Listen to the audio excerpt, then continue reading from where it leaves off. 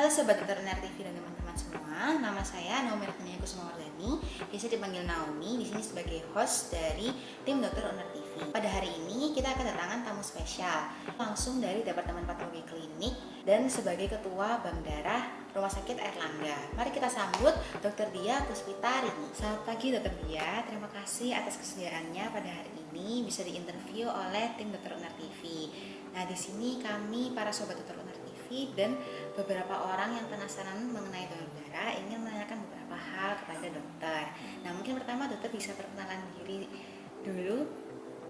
Halo Sobat Dokter Uner TV, perkenalkan nama saya Dr. Diah Puspitarini, spesialis patologi klinik, subspesialis bank darah dan kedokteran transfusi.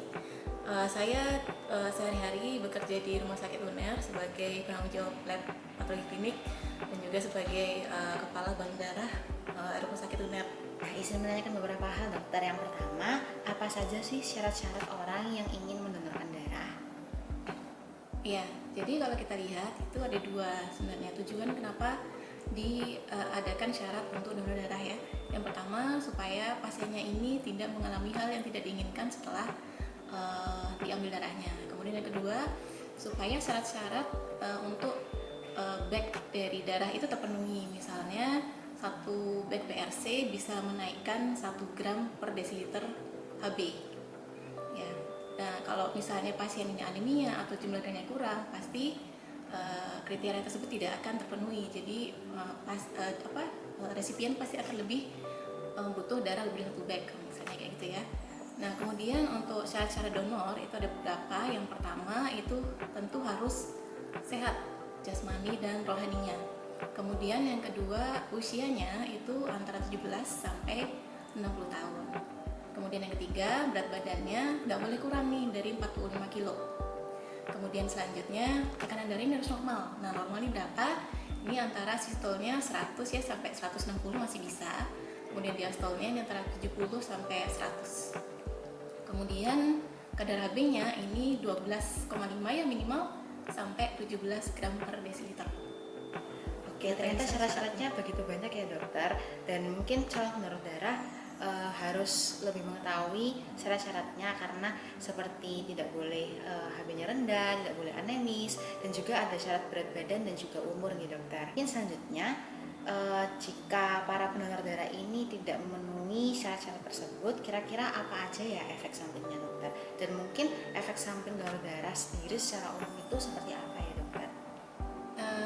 Kalau misalnya syarat tadi tidak terpenuhi dan tetap mau donor ya mungkin nanti yang dirasakan pasien yang setelah donor darah dia bisa pingsan ya, kemudian tensinya drop, kemudian yang paling sering sih mungkin memar ya.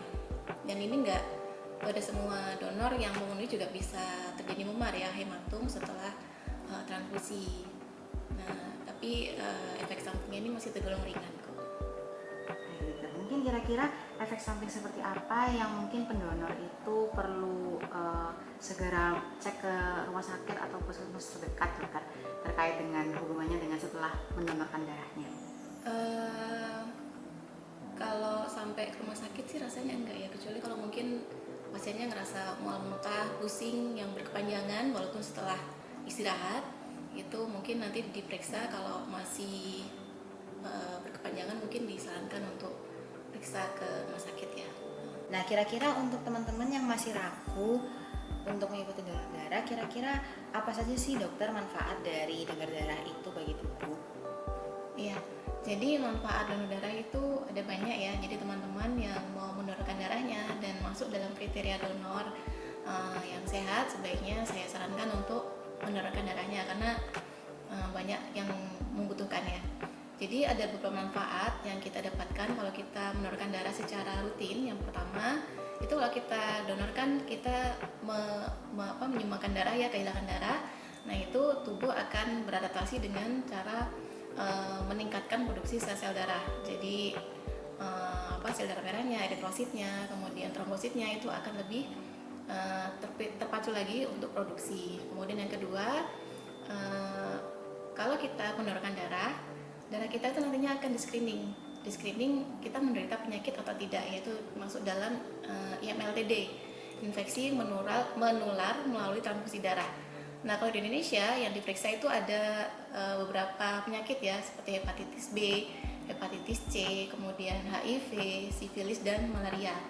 Jadi kita juga menjadi screening ya untuk kita tuh menderita penyakit tersebut atau enggak. Jadi kita akan lebih tahu. Jadi kalau misalnya ada yang positif dari pemeriksaan itu, maka orang-orang yang mendonor darahnya itu akan dihubungi oleh PMI untuk cross check kembali ke rumah sakit, dicek kembali rumah sakit untuk mengkonfirmasi ya penyakit tersebut.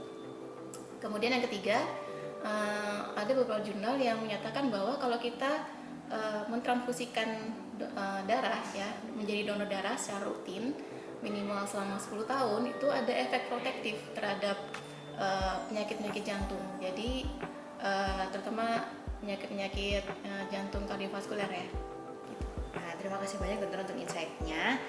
Mungkin sekarang para calon pendonor darah bisa lebih yakin untuk melakukan donor darah. Nah, kira-kira untuk mereka yang sudah ingin mendonorkan darah, apa saja sih dokter yang perlu dipersiapkan?